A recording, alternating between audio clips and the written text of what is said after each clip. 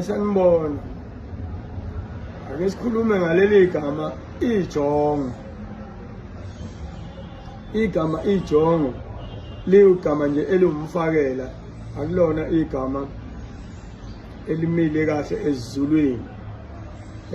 Lisuselwa lapha ejongosini. Ijongosi ke itshitshi. Ingane nje sencane engakaqondi. Iphinde futhi ngoba ke isiZulu thina sisifundanga sasincela ebeleni.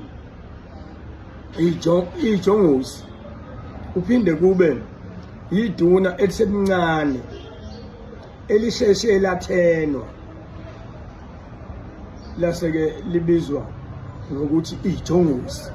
Yiduna elincane elithe lingakaqali ukukhwela lase liyathenwa.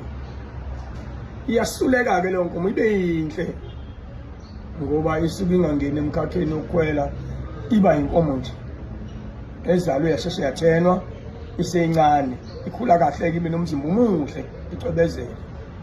Iyayibizwa ke nejongosi. Usho ukuthi amajongo athathe lapho. Usho ukuthi ke insizwa esezineminyaka ewu-35 noma zingagqoka kahle azingabizwa ngamajongo, azibizwe ngezinsizwa. Igama labo libafanele zinsizwa. Uma kukhulunywa ngamajongo akukhulunywe ngamabhungu asemancane asonka kahle, aneminyaka sithi usuka nje u-17, 18, 19, 20, 25. Amajongo ke lawo. Laba abanye suke sekuzinsizwa nje.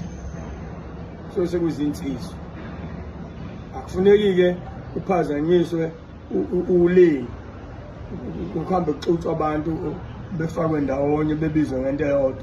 Cha, amajongo yilabo abasebancane, abaseneminyaka emincane. Uma usulapha ko-30, 35 years ungena ngaphansi kweyinsizwa, hayi amajongo.